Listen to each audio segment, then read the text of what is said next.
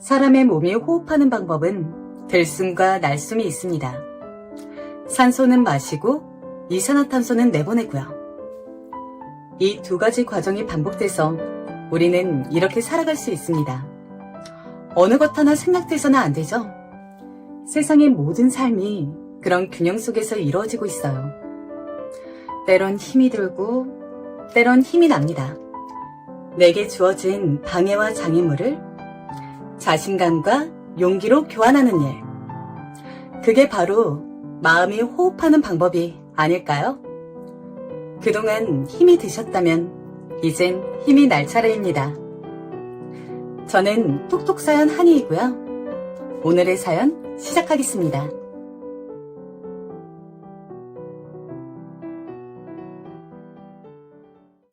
안녕하세요. 저는 30 넘은 여성입니다. 요즘 날씨도 춥고 코로나 때문에 바깥에 못 나가고 있는데 사연 유튜브 덕분에 심심하지 않게 지내고 있어요. 제 사연도 한번 들어보시면 좋을 것 같아서 써봅니다. 저는 결혼한 지 5년 정도 되었어요. 그런데 결혼 자체를 후회하는 것은 아닌데요. 결혼한 시댁이 너무 별로라서 결혼한 게 힘들 때는 많이 있었어요. 사실 사연 유튜브 보시는 분들은 다 비슷한 사정이 있는 분들이 많으시겠지만 저도 시어머니하고 트러블이 참 많았거든요. 사실 별로 트러블이 있을 만한 상황도 아니었는데 시어머니 성격이 정말 굉장히 평균에서 벗어나 있어서 문제가 있기도 했어요. 저희 시어머니는 굉장히 의심도 많고 자린고비 같은 분이세요. 그러니까 본인을 포함해 자기가 아끼는 사람들한테는 돈을 너무 잘 써서 문제고 그렇지 않은 사람들한테는 너무 안 써서 그리고 자기한테 당연히 돈을 줘야 한다고 생각해서 문제이신 분이었죠. 시어머니는 딱 자기 친정 남동생만 예뻐하시더라고요. 남편한테 외삼촌 되는 분이죠. 남편은 형제가 셋 중 둘째인데 그래도 시아주버님은 시어머니가 많이 편애를 하셨어요. 도련님은 막내라고 또 편애하셨던 것 같고요. 다만 남편은 둘째라서 좀 샌드위치처럼 낑겨있는 위치여서 여러모로 손해를 많이 보았던 것 같아요. 지금도 그렇고요. 그런데 남편은 워낙 무던하고 느긋한 성격이라 그런 것은 그다지 구애받지 않았고 지금도 별로 신경을 쓰지 않아요. 당연히 남편과 결혼한 저 역시 홀대의 대상이었죠. 아니, 저는 홀대의 대상이었다기보다는 시어머니가 마음대로 컨트롤하고 벗겨먹는 대상이었다고 하는 게 낫겠네요. 저희는 남편이 둘째였는데도 제일 나중에 결혼했는데 그래서인지 아주 시어머니가 저를 쥐잡듯이 잡는데 이골이 나 있으시더라고요. 며느리 다루는데 아주 정통해 계셨던 거였죠. 어느 정도였냐면 시어머니는 제가 가계부 안 쓰는 걸 알고 정말 엄청나게 혼내셨어요. 너 대체 젊은 애가 정신이 있는 거냐 없는 거냐? 어머님, 하지만 가계부를 제가 써본 적이 없어서. 너 전업주부로 집에만 있는 주제에 내 아들이 버는 걸 족족 다 써버리겠다는 거잖니? 대체 제정신이 똑바로 박힌 애가 할 수 있는 행동이니? 가계부 안 써도 요즘은 카드 어플로 알 수 있어서요, 어머님. 제가 그건 다 체크하고 있는데. 그거 쓰면 네가 돈 아낄 생각이 드니? 안 들잖아. 그리고 카드라니. 카드는 잘라버려야 하는 거다. 그게 과소비의 근원이야. 그러면서 저한테 할부 같은 건 쓸 생각도 하지 말라고 하셨어요. 그리고 자리에 앉은 채로 당장 네 지갑 가져와라. 가져와서 카드 전부 쏟아내라 하시고서는 그 앞에서 카드를 가위로 자르셨죠. 저는 너무 충격적이라서 지금까지도 기억이 나네요. 아무 생각 없이 카드를 다 보여드렸더니 큰 가위를 가져와서 죄다 조각조각 잘라버리시던 손끝이요. 잘 살려면 무엇보다 절약이다, 절약. 네 남편 내 아들이지만 그리 능력이 좋은 애가 아니야. 걔는 월급쟁이다. 어차피 버는 거야 거기서 거기니. 꼭 돈을 아주 잘 아껴야 지금 우리처럼 서울에 집도 사고 잘 살게 되는 거다. 시어머니는 일장연설을 늘어놓으셨어요. 사실 시부모님은 맨주먹으로 시작해서 서울에 아파트를 사셨고 지금도 노후가 그리 걱정되는 편은 아니셨죠. 생각보다 상당히 여유있게 사시는 편이었어요. 게다가 시어머니는 자린고비면서도 본인이 필요한 일에는 돈을 잘 쓰는 편이어서 파출부까지도 두고 계실 정도였죠. 사실 파출부는 시아버지한테 정말 조르고 졸라서 허락받으신 거라고는 하던데, 왜냐하면 시아버지도 돈 관리를 엄격하게 하시는 분이었거든요. 뭐 큰돈 관리만 엄격하시고 생활비 한도 내에서는 시어머니가 자유롭게 쓰시는 정도는 허락하셨기에 시어머니가 멋대로 구시는 거긴 했지만요. 대신 시아버지는 각종 보증이나 대출, 주식 같은 쪽으로는 아주 엄격하게 금지하셨어요. 예전에 시어머니가 그쪽으로 사고를 친 적이 있다고 하시더라고요. 하여튼 시어머니는 저한테 카드를 빼앗아서 죄다 잘라놓으시고서는 가계부 하나를 가져와서 쓰라고 던져주셨어요. 너 오늘부터 이거 쓰고 일주일에 한 번씩 와서 나한테 검사 받아라. 네? 하지만 어머님. 다른 소리 말고 너 소비 습관을 내가 딱 잡아주마. 어디 내 아들 돈을 날로 먹으려고 해? 전업주부면 그에 걸맞게 완벽하게 살림을 해야 하는 거다. 그게 억울하면 너도 돈을 벌어오면 되는 거야. 저는 너무 억울했지만 경험이 별로 없었기 때문에 과연 이걸 참아야 하는지 말아야 하는지도 알 수가 없더라고요. 제가 남편이 왔을 때 이거 너무한 거 아니냐고 난리를 쳤지만 남편은 워낙 무던하고 느긋한 사람이라 태평하게 굴더라고요. 아, 당신은 아무렇지도 않아? 내가 이런 취급을 당하는데? 뭐 어때서 그래? 그냥 기껏고 가계부 써서 좀 보여드리면 되는 거지. 아니, 우리 살림을 다 아시게 되는 거잖아. 그리고 내가 무슨 학생이야? 검사를 받게? 뭐 어때? 당신이 뭐 과소비라 하는 사람도 아니고. 그 정도야 다 이해하실 텐데. 이해 분명히 안 하실 거라고. 안 하시면 뭐 꾸중 정도 하시겠지. 그거야 뭐 어때? 나도 그러고 자랐어. 그냥 당신이 이해해. 와, 뭐 어떠냐, 괜찮다 소리만 하는데 남편을 그때 정말 때려주고 싶더라고요. 주먹이 우는데 남편은 또 다른 때는 너무 온화하고 괜찮은 사람이어서 제대로 싸우지도 못했고요. 그리고 시어머니는 정말로 가계부를 써오라고 해서 검사를 시작하셨어요. 매일같이 소비 목록을 죄다 적어야 했고 가격과 왜 샀는지조차 적어야 했죠. 저는 과소비라 하는 사람도 아니었고 제가 뭘 사고 싶은 걸 산다고 해도 소소하게 예쁜 머리핀이나 헤어밴드 정도였어요. 그런데 그런 것까지도 시어머니는 너무 못마땅하게 생각하시는 거예요. 예, 너는 대체 뭐 한다고 이런 걸 산 거니? 아, 머리핀이요? 그거 그냥 제가 사고 싶어서요. 너무 예뻐서. 이걸 5,000원이나 주고 사? 아니, 그냥 실핀 꽂아라. 집에 고무줄도 많으면서 왜 대체 쓸데없는데 돈을 쓰는 거야? 어머니, 그런데 그래도 5,000원밖에 안 하는 건데 제가 머리가 자꾸 흘러내려서요. 그렇다고 실핀 꽂긴 너무 작고. 핑계대지 마라. 땅을 파봐라. 5,000원이 나오나. 시어머니는 항상 말끝이 그거였어요. 땅을 파봐라. 돈이라는 게 나오나. 저는 그런 말이 너무 싫었는데 그래도 반항을 할 수가 없었어요. 제가 정말 잘못하는 건가 싶기도 했고 시어머니한테 감히 말대꾸라도 했다가는 시아버지까지 나서서 저를 꾸지람하실 거였으니까요. 시아버지는 워낙 가부장적이기도 하고 성미도 엄하고 불같이 화를 잘 내시는 분이라 집안 사람들 모두가 어려워했어요. 그런데 제가 그렇게 가계부 검사를 몇 달 받다 보니까 진짜 하다 뭐 펜 하나를 사는 것에도 너무 스트레스를 받는 거예요. 제가 인터넷 쇼핑몰을 켜놓고서 작은 수건 하나를 계속 카트에 담았다 뺐다가 하는 걸 보고서 남편이 그러더라고요. 너 왜 그렇게 고민을 해? 그냥 사 그건. 수건 필요하잖아. 아, 그런데 어머님이 이것도 보고서 나한테 왜 샀냐고 할까봐. 오빠 월급도 다 알고 엄청 빡세게 보신단 말이야. 아휴, 그렇게까지 하셔? 아니, 아무리 그래도 내 월급인데 내 와이프인 네가 그 정도도 쓰는 걸 힘들어할 정도로?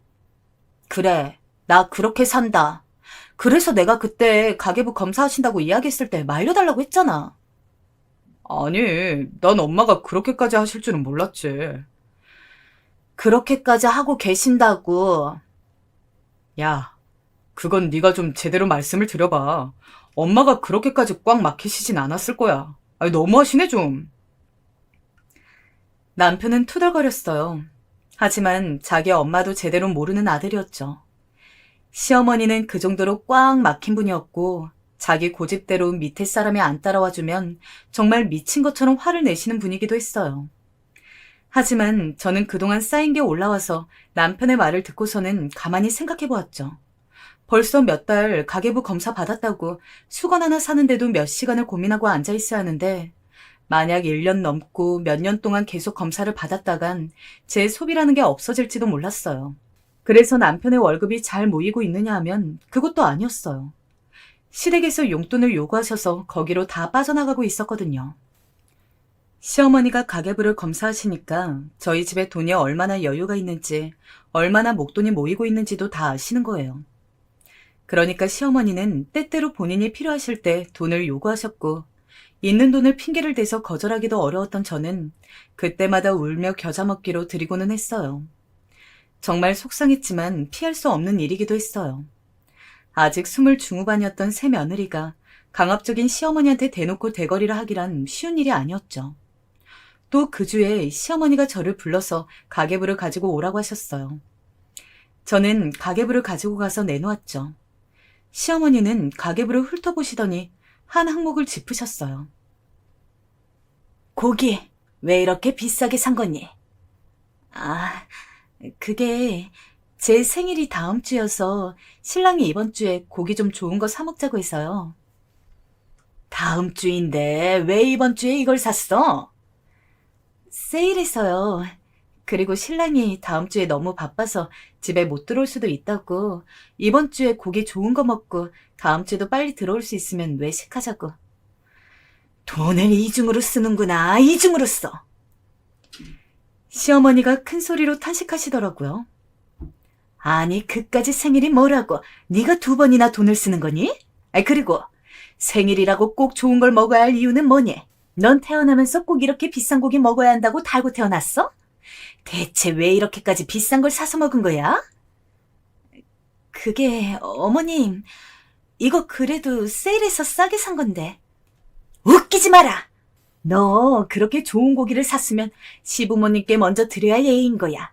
지들끼리 쏙 빼먹어 놓고서는 말이 많구나. 게다가 뭐? 다음 주에 애비 시간이 괜찮으면 외식까지 한다고? 생일 같은 걸 잘도 챙기는구나. 애비 월급이 대체 얼마나 많다고 그런 짓을 하는 거니?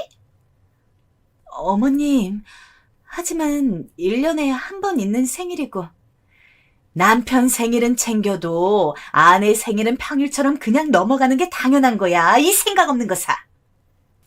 시어머니가 우르르르 욕을 쏟아놓으셨어요. 저는 처음에는 위축이 되었지만 계속되는 험한 말 속에서 뭔가 되게 속에서 울컥하는 게 올라오더라고요. 아니 대체 내가 뭘 잘못했지? 잘못한 게 뭐길래 생일에 고기 좀 좋은 거, 그것도 세일해서 남편하고 둘이 구워 먹은 게 그렇게나 잘못인가? 그러는 시어머니는 사실 본인 생신에 한우 2불짜리 사오라고 해서 점심에 구워 드시고 저녁 때는 가족 전체가 나가서 외식을 하고는 했어요. 계산은 당연히 삼형제 자식들이 나눠서 냈고요. 외식도 아주 호화로운 곳으로 가서 하고는 했죠. 시아버지는 대출이나 보증, 주식 같은 건 극도로 혐오하셨지만 가족들이 먹고 쓰는 건 그래도 넉넉하게 해야 한다는 편이셨으니까요. 순간 저는 화가 나서 가계부를 들고서 제가 쓴 부분을 죄다 찢어냈어요. 시어머니가 한참 열을 올리면서 저를 욕하시다가 깜짝 놀라서 주춤하시더라고요. 알았어요, 알았어요. 이제 더 이상 그렇게 돈 쓰는 꼴 안 보여드릴게요. 됐죠? 뭐라고? 그런데 그건 대체 왜 찢는 거니? 가계부 이제 안 쓸 거니까요. 안 쓰고 안 보여드리면 돈 그렇게 엉망으로 쓰는 꼴도 못 보시겠죠. 그럼 됐죠? 뭐? 너 지금 무슨 버르장머리를... 제가 뭘요? 아니, 머리핀 하나 고기 한 점 사는 것도 아까워 죽겠으시면 어머님이 좀 사주세요. 제가 제 남편 돈으로 쓰는 건데 대체 왜 그러시는 거예요? 저는 몇 달이나 눌려서 참아왔던 속을 쏟아냈어요. 얼굴이 시뻘개진 채로 저나 시어머니나 서로 격앙된 채였죠. 시어머니는 부들부들 떨면서 저를 노려보면서 소리를 고래고래 지르셨어요. 나이도 어린 게 어쩜 이렇게 파렴치하니? 좋은 습관 길러주겠다는 시어머니를 이렇게! 좋은 습관 어머님이나 가지고 계세요. 전 더 이상 못 견뎌요. 그렇게 한바탕 뒤집어버리고서 저는 그대로 일어나서 집으로 와버렸어요. 오는 길에 막 눈물이 나더라고요. 제가 결혼을 왜 해가지고 돈 한 푼 쓰는 것도 이렇게까지 스트레스를 받는지 모르겠어서요. 저는 집에 와서 한바탕 울고서는 잠이 들어버렸어요. 저녁 때 퇴근해서 온 남편이 저를 깨울 때까지 아주 깊이 잤죠. 남편은 저를 깨워서 한참 등을 두드려 주었어요. 고생했어. 진짜 엄마가 좀 심하게 굴었나 보네. 당신 어떻게 알아? 아버지한테 전화 받았어. 아버지가 낮에 집에 들어갈 일이 있어서 들어가셨는데 엄마가 거실에서 울고 있더래.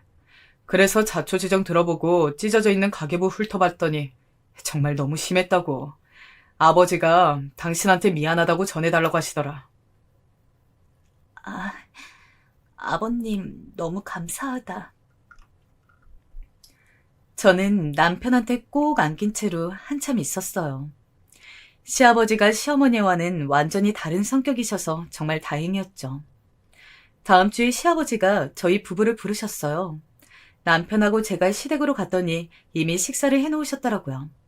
시아버지는 점잖게 웃으면서 저한테 그러셨어요. 미안하다. 이 사람이 뭘 가르치려다 보니 너한테 실수를 했구나. 다시는 그럴 일 없을 게다. 난 그냥 좋은 습관 들여주려던 거였다. 시어머니는 여전히 뾰루퉁한 얼굴로 화가 나 있었지만 워낙 무서운 시아버지 앞이라서 그 이상은 못하셨어요. 저는 눈물이 나올 것 같은 걸 참으면서 고개를 숙여서 사과를 받아들였죠. 그날은 정말 식사가 맛있더라고요. 그 이후로 시아버지가 대체 뭐라고 말씀을 해놓으신 건지 시어머니는 저희 집에 발걸음을 안 하셨어요. 시아버지의 말씀도 있으셨겠지만 약간 저희를 얼굴 보기 싫어하시는 그런 것도 있으신 것 같더라고요. 그런데 그렇다고 저한테 트집 잡는 걸 그만두신 건 아니었어요. 한동안은 잠잠했죠. 시아버지가 집에서 화를 내셨다고 들었으니 시어머니가 꽤 오랜 시간 저한테 뭐라 안 하신 거는 당연했어요. 하지만 시간이 한참 흐른 뒤부터는 슬금슬금 다시 시어머니 특유의 트집 잡기가 시작되었어요. 주로 전화를 하시거나 집에 오라고 하셔서 그랬죠. 예, 너 오늘은 애비 아침에 밥 새로 해준 거니? 네, 해주었어요. 따뜻한 밥을 아침에 해서 먹고 나가는 게 좋으니까요. 반찬은 몇 가지였니? 어제 먹던 치킨 데워서 볶아주었고, 김치하고 무나물. 제정신이니? 어제 먹던 걸 데워서 줬다고? 시어머니는 시아버지가 화내시기 전으로 돌아간 것처럼 말씀을 하시더군요. 마치 그런 일은 없었던 것처럼 저를 혼내던 그 부분들을 다시 가져와서 혼내기 시작하셨어요. 이제 차마 가계부를 다시 쓰라거나 돈 쓰는 걸 영수증까지 가져와서 검사를 받으라는 말씀은 안 하셨지만 그 외에 다른 부분들은 똑같았어요. 정말 숨이 막히는 것만 같았죠. 남편도 그 사이 시간이 흘렀다고 이번에도 또 뜨뜨미지근한 반응이어서 더 화가 났죠. 남편은 이제 가계부 검사도 안 맡으니 그 정도는 그냥 참으라더군요. 우리 엄마 성미가 원래 그래. 그거 다 못하시게 하면 화병 나서 누우실걸? 그 정도는 자기가 그냥 좀 참아. 어떻게 이런 걸 참으라는 거야? 매 끼니 반찬이 몇 개인지, 새로 했는지, 빨래는 언제 했는지, 다림질 하루에 몇 번 하는지를 죄다 이야기하라고 난리를 치시는데. 자기야, 그걸 왜 다 진짜로 말을 해? 그냥 거짓말해. 내가 다 맞춰줄 테니까 우리 엄마 나한테 전화하면 내가 자기 말이 다 맞다고 해줄게. 그럴까?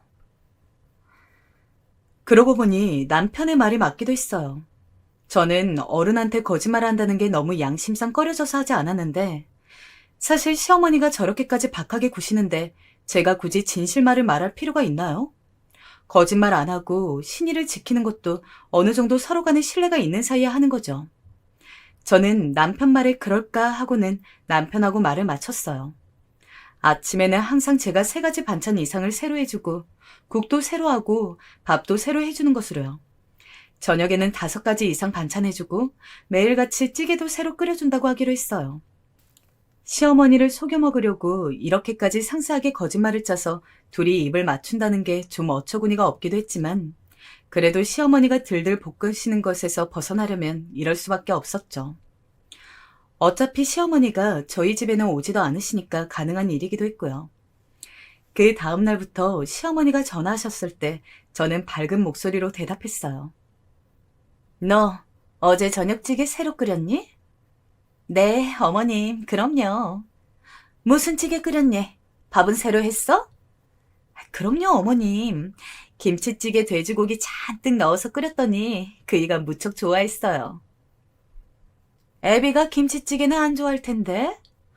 그래도 제가 끓여준 것은 잘 먹던데요? 밥 한 공기 남기지도 않고 아주 싹 비웠어요. 그래?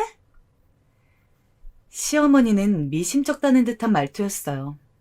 항상 제가 어물거리면서 대답을 제대로 하지 못해서 시어머니에게 혼나고 통화가 끝나는 패턴이었는데 이번에는 묘하게 제가 당당하게 죄다 대답을 했다는 거였죠. 그리고 저녁 때 집으로 돌아온 남편이 신나서 저한테 묻더라고요. 오늘 엄마가 자기한테 전화했었지? 자기한테도? 나한테 어제 저녁 잘 먹었냐고, 찌개 뭐였냐고 물으시더라. 그래서 김치찌개 돼지고기 많이 넣은 거라고 대답했지. 완전 맛있었다고 말했어? 그랬지. 사실 어제는 저희가 치킨 배달을 시켜서 저녁을 때운 날이었어요. 하지만 남편과 말을 맞추기를 일주일 동안 찌개와 반찬 메뉴를 짜서 그걸 서로의 수첩에 적어두고서 어제 저녁엔 뭘 먹었다고 시어머니에게 대답을 하기로 했거든요. 시어머니를 성공적으로 속여 넘긴 게 그때는 그렇게 좋더라고요. 저는 남편하고 깔깔 웃으면서 그날은 정말로 흰 쌀밥을 새로 해서 김치찌개에 돼지고기를 듬뿍 넣어서 끓여주었어요. 남편이 정말로 맛나게 싹싹 잘 먹더라고요. 사실 내버려두면 저는 나름대로 남편한테 음식도 잘해주는 편이었어요. 당연히 외식도 하고 싶을 때가 많으니까 치킨이나 피자, 햄버거 등을 시켜서 배달해다 먹는 경우도 많기는 했죠. 하지만 저희는 아직 젊었고 당연히 기름지고 자극적인 음식도 먹고 싶은 때가 많았으니까요. 시어머니는 그런 걸 조금도 이해 못하겠다는 듯이 구셨는데 남편은 그게 이해가 안 간다고 말했어요. 사실 우리 엄마도 음식 되게 못했거든. 정말? 그래도 지금은 괜찮으시던데? 그건 자기가 매일 우리 집에 가서 밥을 먹은 게 아니니까 그렇지. 맨날 같은 음식만 내놓으시거나 아니면 다른 걸 시도하면 완전 음식이 먹을 수도 없는 경우가 많았어. 남편은 고개를 절레절레 흔들었어요. 하다못해 김치도 너무 짜거나 너무 맵거나 둘 중 하나라서 아무도 우리 집 김치는 안 먹었어. 그래서 결국 김치 사다 먹기 시작했고 지금도 삼김치 드시잖아, 우리 집에서는. 지금도? 아니, 지금 김치 어머님이 담그신 게 아니야? 아니야. 절대 아니야. 우리 엄마 진짜 김치 못하거든. 집에서 당근김치 먹고 싶을 때는 외삼촌네가 갖다 주실 때뿐이었어. 외숙모가 김치를 잘하는 편이셔서 엄마가 드시고 싶다고 할 때 잘 갖다 주셨어. 외숙모랑 외삼촌이 어머님한테 되게 잘하시는 편이었나 봐? 잘하셨지. 근데 또 그만큼 우리 엄마도 외삼촌네한테 잘했어. 아니, 잘한 것도 넘어서서 좀 과하게 하셨지. 남동생이 아니라 무슨 장남처럼 예뻐하셨으니까. 젊었을 때 사실 우리 엄마가 외삼촌 사업에 돈 자기 이름으로 대출해줬다가 난리 났었잖아. 나 그건 처음 들어. 왜? 무슨 일이 있었던 건데? 외삼촌이 예전에 무슨 호박집인가? 그런 건강식품 사업한다고 난리를 쳤는데 다른 사람들이 다 안 될 거 알고 투자를 안 하니까 엄마한테 하소연을 한 거야. 자기도 알지만 우리 아버지 다른 건 몰라도 절대 대출이나 보증 같은 거 완전히 싫어하고 한 거 걸리면 난리 나잖아? 엄마가 큰 마음 먹고 아버지한테 이건 그런 게 아니라 사업 투자다. 잘 될 거다 하면서 말했다가 아버지가 쌩 난리를 치고 엄마 혼내셔서 다시는 말도 못 꺼냈고. 아니, 그런데 어머님이 본인 명의로 대출하셨던 거야? 그렇지. 엄마가 자기 명의로 대출해서 외삼촌 사업에 쓰라고 주신 거야. 그래서 외삼촌 사업이 잘 되었을까? 당연히 안 되었지. 그래서 엄마가 자기 명의로 대출한 돈은 당연히 못 돌려받았고 그거 나중에 아버지한테 걸려서 아주 집안이 뒤집어졌었어. 아버지가 당장 갈라선다고 이런 식으로 부부 신의를 어기고 속인 채로 마음대로 돈 대출해서 빌려준 거 못 본다고 하셨어. 그건 사실이긴 하지. 사실 시아버지는 어린 시절 친가에서 돈 때문에 고생을 많이 하셨다더라고요. 시아 할아버지께서 그렇게 친구분들한테 보증도 많이 서주고 대출도 많이 해서 돈을 빌려주시는 통에 집이 전부 날아가고 나중에도 병치료도 못하고 돌아가셨대요. 가슴 아픈 이야기였지만 아마 시아버지께는 굉장히 정신적 충격이셨던 모양이었어요. 그래서 대출이나 보증, 주식 같은 건 아주 질색을 하고 펄쩍 뛰신다더라고요. 우리 아버지도 가엾지. 사실 우리 엄마 돈 그렇게 안 쓰는 사람 아니거든. 아버지가 잘 버셔서 그렇지. 엄마가 소소하게 쓰는 돈들 모아보면 어지간한 집 생활비는 될걸? 발 아프다고 파출부 쓴 것도 진짜 오래되셨거든. 물론 일주일에 한 번 오는 분이긴 하지만. 그런데 왜 그렇게 나한테는 절약하라고 하시는 거야? 형수나 재수 씨한테도 맨날 그랬어. 취미인가 봐 아주. 우리 잘할 때도 형한테는 안 그랬지. 나한테는 돈 아끼라는 소리 진짜 귀에 못 박히도록 들었다. 그나마 내가 돈을 버니까 그 뒤로는 나아지긴 했지만. 난 우리 엄마가 그랬으면 같이 못 살았을 것 같아. 그러게 말이야. 나 참 참을성이 많은 것 같아. 결국 대화는 남편의 자화자찬으로 끝나서 저는 남편의 옆구리를 꼬집으면서 웃었어요. 남편은 느긋하고 온화한 사람인데 농담처럼 자화자찬을 하는 게 저는 그렇게 웃기면서 귀여울 수가 없더라고요. 그렇게 저희는 시어머니의 간섭을 성공적으로 막아내는 것 같았어요. 남편과 제가 한꺼번에 입을 맞춰서 대답을 하니까 시어머니는 차마 저한테 혼낼 거리를 찾아내지 못했던 거죠. 저는 좀 느긋해져서 이제 시어머니의 전화가 와도 그렇게 긴장하지 않았고 시어머니도 뭔가 재미가 없는지 전화가 뜸해지셨어요. 제가 안부 전화를 해도 별다른 질문을 하지 않으셨고요. 그렇게 몇 달이 흐르고 나니 이제 굳이 남편하고 말을 맞추지 않아도 되지 않을까 하는 마음이 들었어요. 마음이 느긋해져서인지 그때쯤 임신이 덜컥 되더라고요. 사실 아이 계획은 좀 미루고 있었는데 이왕 들어선 아이를 지울 수는 없었으니 그대로 낳아서 기르기로 했죠. 제가 임신이 확정되고 난 날 남편은 기뻐하면서 제 손을 잡고 거의 울려고 하더라고요. 자기, 사실 몇 년 뒤에 아기 계획 세웠었지만 지금 우리 아기가 드디어 생겼다고 하니까 정말 너무 기쁘다. 나도 좋아. 생각보다 빠르지만 상관없는 것 같아. 우리 잘 낳아서 잘 기르자. 그럼 우리 아이인데 정말 내가 할 수 있는 한 잘해줄 거야. 자기도 이제 진짜 몸 조심해. 오히려 임신 초기가 더 위험하다더라. 몸 가능한 움직이지 말고 가능한 조심하면서 앉아있도록 하고. 알았어. 꼭 그렇게 할게. 시댁에도 말씀드렸더니 시아버지가 정말 많이 기뻐하시더군요. 반면 시어머니는 듣는 둥 마는 둥 어딘가 시큰둥한 얼굴이셨어요. 오히려 시어머니는 제가 임신을 한 게 무슨 유세냐는 듯이 눈을 홉뜨고서 저를 아래 위로 바라보셨죠.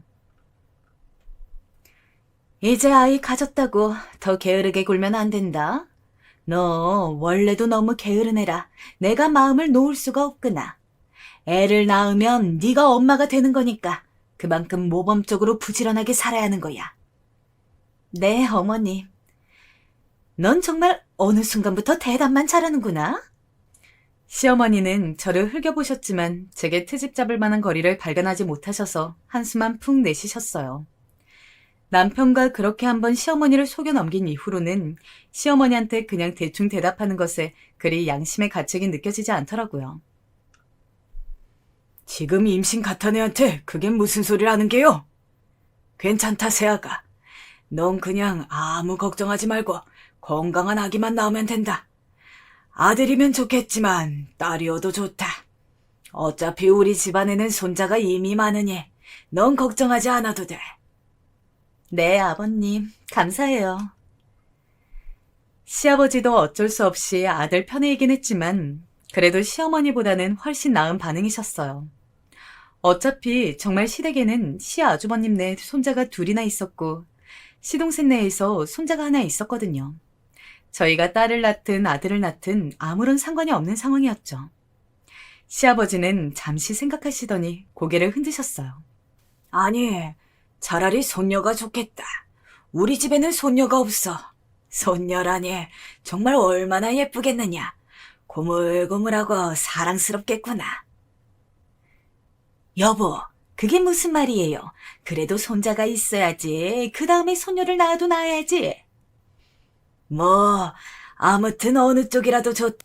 부디 건강하게만 낳아라. 시아버지의 축하하는 말을 듣고 나니 저도 참 좋더라고요. 남편도 싱글벙글하면서 말했어요. 저희도 파출부 아주머니 한 분 쓰려고요. 일주일에 한두 번이라도 힘든 일을 맡기면 훨씬 이 사람이 편하지 않을까 싶어요. 그래, 그래. 아내 몸은 남편이 생각해줘야 한다. 꼭 써라. 시아버지가 고개를 끄덕이셨고 남편은 제 손을 꼭 잡으면서 웃었어요. 저는 마냥 행복하기만 했죠.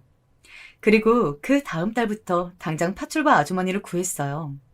남편은 우리 동네에서 일 잘하신다는 분을 수소문해서 모셔왔다고 하더라고요.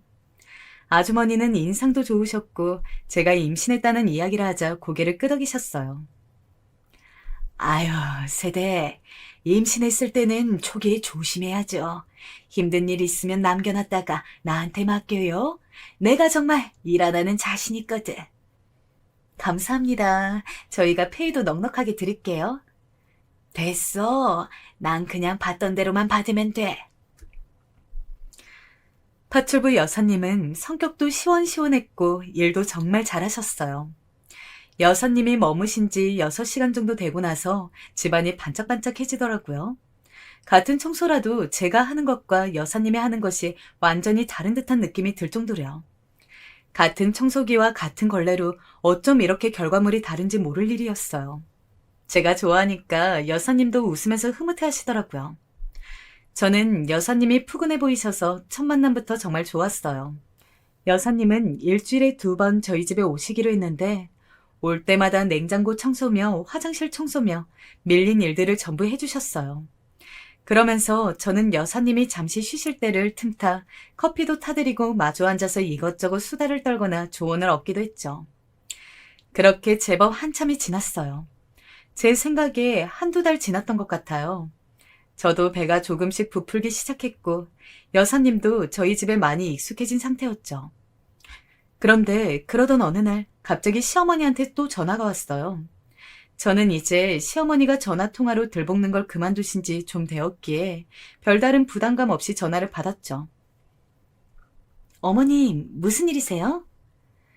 내가 오랜만에 너한테 싫은 소리 좀 하려고 전화했다. 네?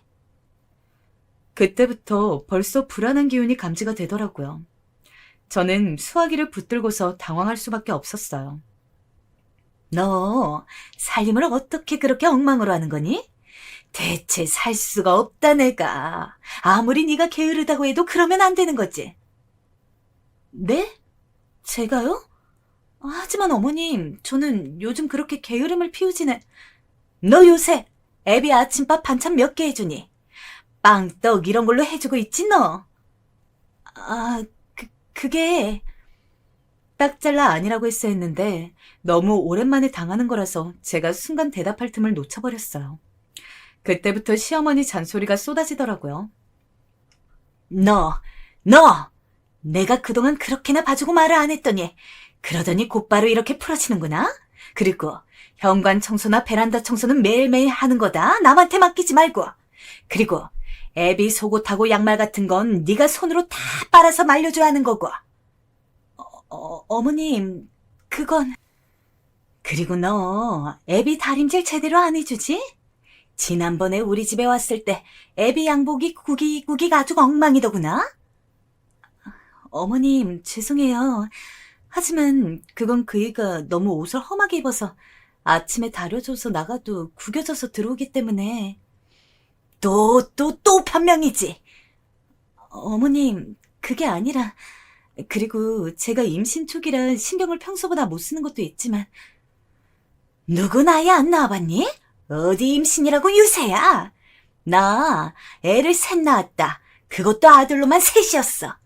그 열악하던 시절에 아이 셋 임신해서 떡두꺼비 같은 아들 셋 낳은 내 앞에서 무슨 유세냐?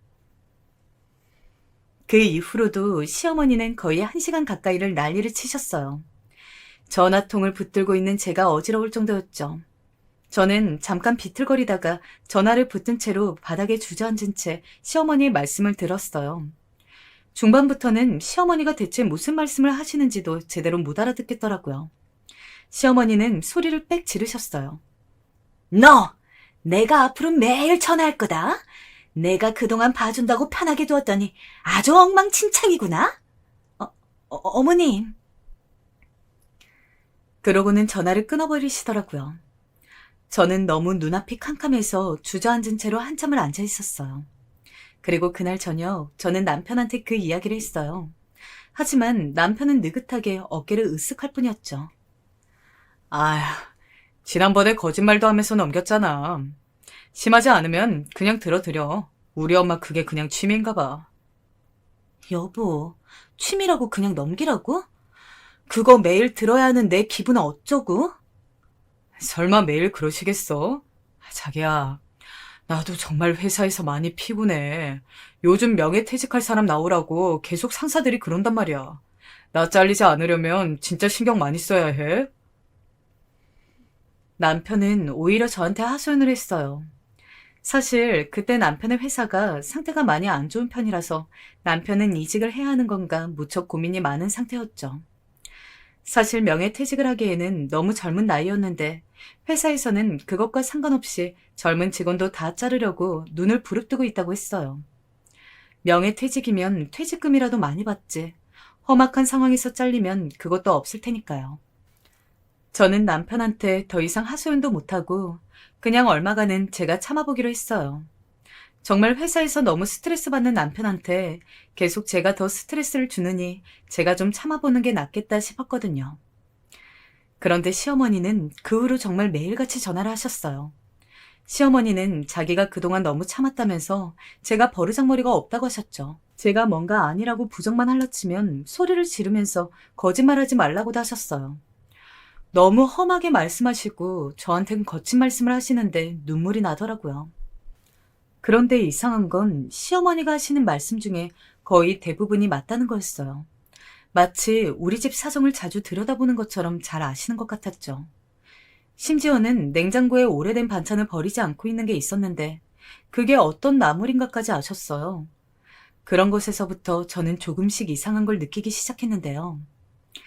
그렇게 시어머니께 전화통화로 혼나기 시작한 지 한 달여가 지났을 무렵 이웃집 아주머니가 시루떡을 해서 저희 집에 가져오셨어요. 떡을 오랜만에 했는데 너무 많아서 나눠 먹었으면 좋겠다면서요. 시아버지가 시루떡을 무척 좋아하신다는 게 생각이 났고 어차피 저나 남편이나 떡을 안 좋아하니 시아버지가 드시면 좋겠다는 생각이 들었어요. 사실 시어머니 입에 들어갈 걸 생각하면 한 조각도 아깝긴 하지만 그래도 시아버지는 좋은 분이셨으니까요. 괜히 멀쩡한 떡을 버리기도 아까웠고요. 저는 그래서 떡 한 접시를 조심히 포장해가지고 운전해서 시댁으로 갔죠. 시댁은 저희 집에서 겨우 차로 10여 분밖에 안 걸리는 곳에 있었기 때문에 도착했을 때는 떡이 따끈따끈할 정도였어요. 저는 떡을 가지고 올라가서 정말 그걸 놓고만 올 생각으로 올라갔죠. 시댁 초인종을 누르니까 시어머니가 나오셨더라고요. 너 지금 어쩐 일이니? 네? 저희 옆집에서 떡을 가져다 주셨는데 아버님이 떡 좋아하시잖아요. 그래서 그래. 고맙다. 그런데 시어머니가 집안에 저를 들어오라고는 안 하시더라고요. 사실 들어오라고 하셔도 제가 거절하고 가고 싶기는 했는데 좀 분위기가 이상했어요. 그런데 고개를 갸웃거리면서 현관을 봤더니 어딘가 익숙한 신발이 보였어요. 그리고 부엌에서 뭔가 익숙한 목소리도 들려왔죠. 사모님, 여기 이 냄비 어디다 놓을까요? 아줌마, 나중에 내가 이야기할게요. 잠시만. 네. 전 그 두 가지를 목격하고 저희 집에 오는 파출부 아주머니가 시댁에도 오고 있다는 사실을 알아차렸어요. 전 순간 너무 놀랐지만 본능적으로 최대한 못 알아챈 척했어요. 아무것도 모르는 것처럼 행동하면서 웃으면서 시어머니께 인사를 했죠. 그럼 어머님, 바쁘신 것 같으니까 전 이만 가볼게요. 청소 중이신가 봐요. 아, 그래. 그래. 얼른 가봐라. 지금 주방 청소 중이라. 네, 어머님. 그리고 저는 돌아서서 나왔죠. 나와서 제 차 안에 앉아 있는데 놀란 가슴이 가라앉지를 않았어요. 그동안 이상할 정도로 저희 집 사정을 시어머니가 잘 아시더니만 파출부 여사님이 시댁에도 가고 있는 거였어요.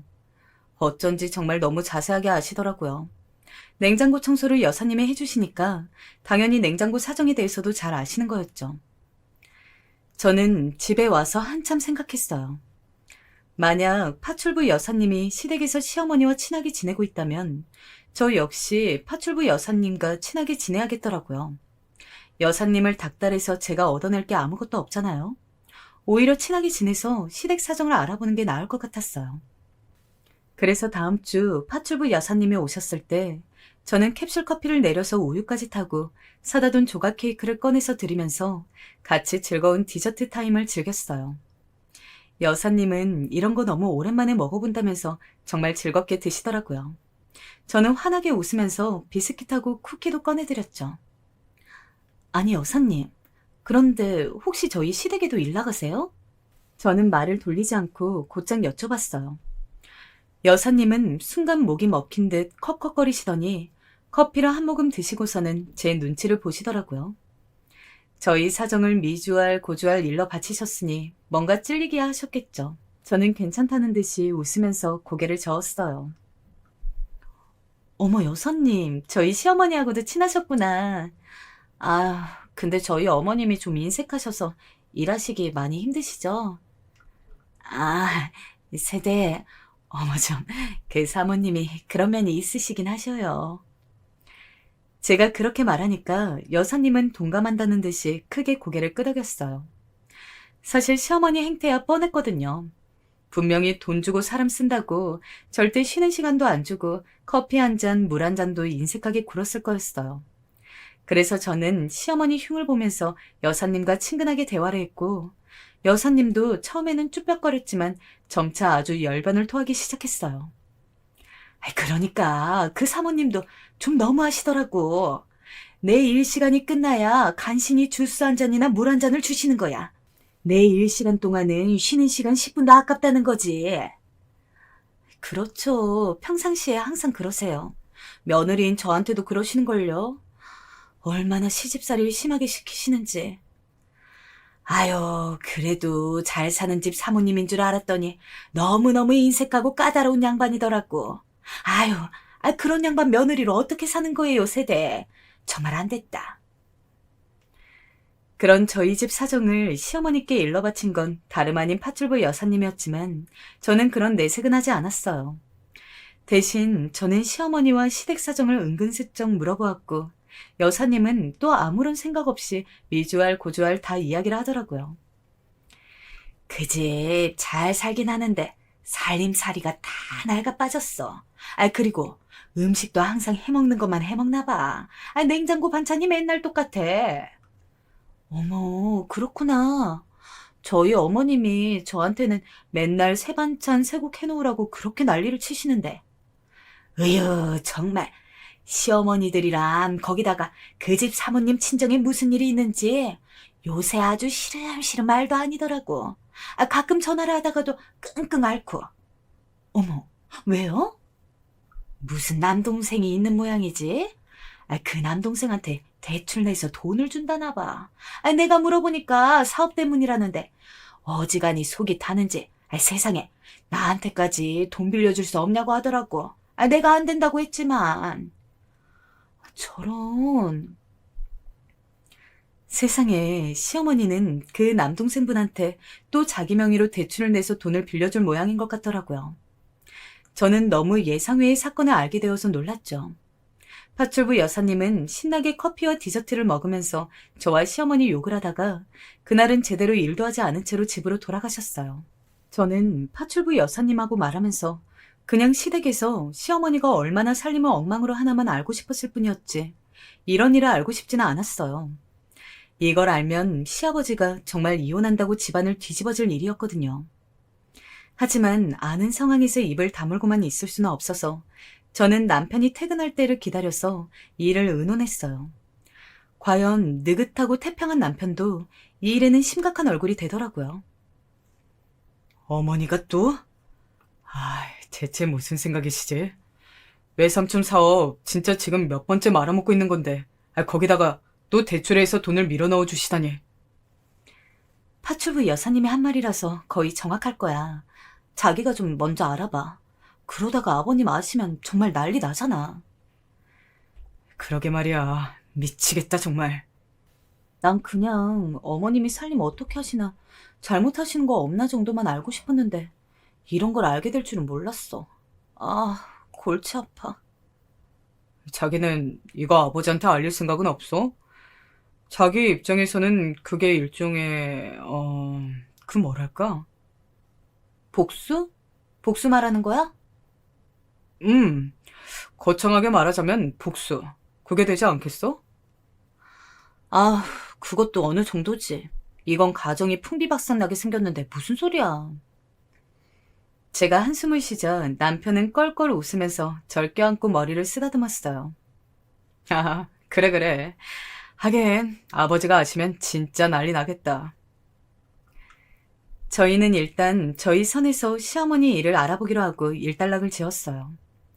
그런데 그 다음 주 주말 시댁에 남편과 함께 갈 일이 있어서 가게 되었어요. 시아버지도 시어머니도 다 계시는 날이었죠. 저희는 시댁에 가서 식사나 함께 먹고 인사드리고 안부 여쭙고 오기로 한 날이었는데요.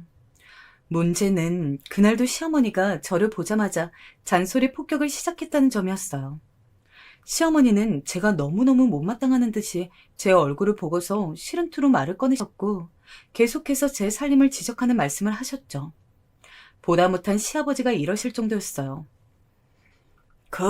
좀 밥이라도 먹고 난 다음에 말합시다. 새아가 지금 배 부푼 거 안 보여요? 임신했을 때는 잘 먹어야 해. 이제 몇 달 지나면 곧 만삭되고 아기 커져서 몸이 정말 많이 힘들어질 텐데. 힘들긴 뭐가 힘들답니까? 저는 저런 일을 3번을 했어요. 그러니까 아들 3을 낳았지. 물론 그렇긴 하지만 그렇다고 지금 새아가가 안 힘든 건 아니잖아. 시아버지 덕분에 위기는 넘겼지만 저는 속으로 울컥 분이 치솟더라고요. 파출부 여사님까지 훔쳐가서 저희 소식을 알아내고 그걸로 저를 구박하기 위해 사용하는 시어머니가 너무 괘씸했어요. 사실 참는다고는 참아도 제가 뭐 성인군자가 아니잖아요. 지금 시아버지 몰래 가정이 박살날 만한 짓을 하고 있으면서 저한테 저렇게 구는 게 혹시 자기 스트레스를 푸는 건 아닌지 의심될 정도였죠. 저는 꾸역꾸역 밥을 먹었고 식구들의 식사가 모두 끝난 이후에 설거지와 뒷정리까지 혼자 다 했어요. 남편이 도와주려고 했지만 시어머니는 매몰차게 남편 손을 잡고 거실로 나가버렸죠. 저도 남편 등을 밀면서 일단 나가 있으라고 했고요. 남편이 손에 물 한 방울이라도 묻혔다가는 그 뒷감당을 제가 어쩌려고요. 시어머니는 남편이 둘째 아들이라 별로 예뻐도 안 했으면서 그런 남편이 제가 있는 상황에서 부엌 일을 하는 건 또 못 보더라고요. 속이 부글부글하는 상태에서 저는 뒷정리를 다 하고 거실로 나갔어요. 그때를 기다렸다는 듯이 시어머니가 커피 타오고 과일 깎으라고 저한테 명령하시더군요.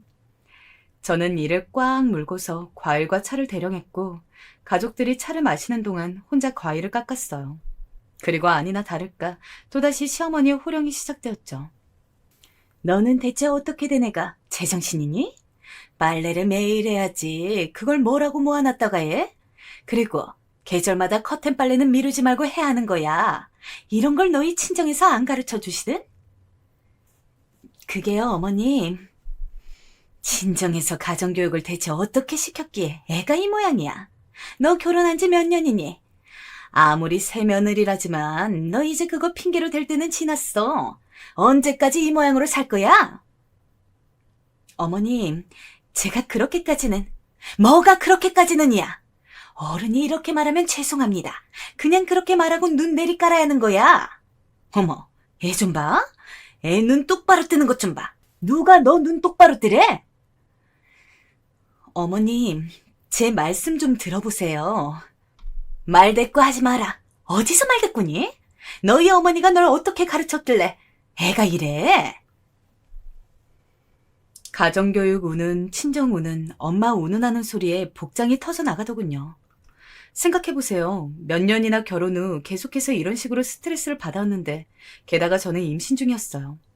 안 그런 척, 괜찮은 척해도 온몸이 예민하고 임신하지 않았을 때와 몸 상태가 너무 달라서 감정이 죽 끓듯이 변덕을 부리고는 했죠. 그런 와중에 시어머니가 불을 들이부어 버리니까 제가 제정신이기도 힘들었어요. 남편이 제 눈치를 보며 말리려고 하고 시아버지도 시어머니가 너무 과격하게 말씀하시니까 말리려고 했지만 시어머니는 이미 저를 공격하려고 혈안이 되어 있어 아무 말도 들리지 않은 상태셨죠. 너, 내가 가만히 있으니 정말 아무것도 아닌 허수아비로 보이니? 어쩜 저렇게 고약한 아이가 들어왔을까, 우리 집에. 내가 너였으면 정말 바짝 엎드려서 어른들 말씀 따르면서 그대로 했을 거야. 넌 어쩜 애가 그러니? 저요? 글쎄요. 어머님보다는 나은 것 같은데요. 자기야. 뭐라고? 너 지금 뭐라고 했니? 어머님보다 낫다고요. 아무럼요. 제가 어머님보다도 훨씬 낫죠. 남편이 저를 말리려고 했지만 저도 눈이 돈 상태였어요. 시어머니가 너무 밉고 친정이며 저희 엄마며 가정교육 어쩌고 한 게 그 무엇보다 화가 났어요.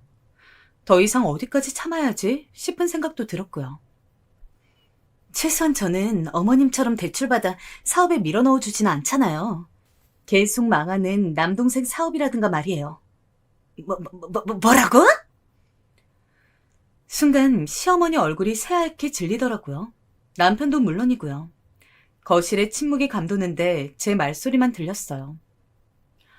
왜요? 계속 말씀해보세요. 대출도 해주고 보증은 안 서주셨어요? 집안 말아먹기 딱 좋으시겠던데요? 너, 무슨 소리를. 제 말 틀린 것 있나요? 아니라면 아니라고 해보세요. 아니야, 여보. 그런 거 아니에요. 정말이야? 새아가 말이 정말이냐고? 아니에요. 내가 그럴 리가요. 지난번에 한번 내가 뜨거운 맛을 봤는데. 새아가, 넌 왜 그런 말을 했지? 저는 숨을 가라앉히면서 자초지종을 말했어요. 시아버지는 다 듣고 난 후 시어머니를 노려보셨죠. 시어머니는 새파랗게 질린 채로 입을 가린 채 울기 직전이시더라고요. 시아버지가 아무 말도 하지 않은 채로 시어머니와 함께 안방으로 들어가시고 나서 곧 안방에서 큰 소리가 나기 시작했어요. 시아버지의 노호성이었죠.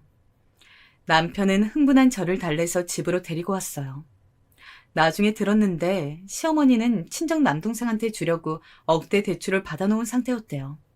다행히 대출금을 남동생한테 입금하기 전이었다는데 시아버지가 시어머니를 데리고 당장 은행으로 쫓아가서 시어머니 이름으로 대출을 조회하라고 해서 알게 되었다더라고요. 심지어 보증까지 서주려고 준비하고 있었대요. 시어머니는 그 남동생하고 나이 차이가 아주 많이 났기 때문에 아들같이 여긴다면서 어떻게 망하는 애를 그냥 두고 보냐고 엉엉 우셨다더군요. 그 덕분에 정말 시부모님이 이혼 위기까지 가셨는데 중간에 저희 아기가 태어나는 바람에 흐지부지 되었어요. 우리 집 최초의 손녀였죠. 시아버지는 저희 아기한테 완전히 푹 빠지셔서 나중에 손녀한테 조부모가 다 늙은 나이에 이혼했다 이야기 들려주기 부끄럽다면서 이혼을 포기하셨어요. 그 덕분에 시어머니는 이혼을 안 당할 수 있었지만 그때 이후로는 시댁에서 거의 말씀도 못하시고 눈치를 보면서 지내게 되었죠. 제가 충동적으로 저지른 일이기는 했지만 그래도 무척 속 시원한 결말이기는 했어요. 제 이야기는 여기까지입니다. 잘 들으셨으면 좋겠어요.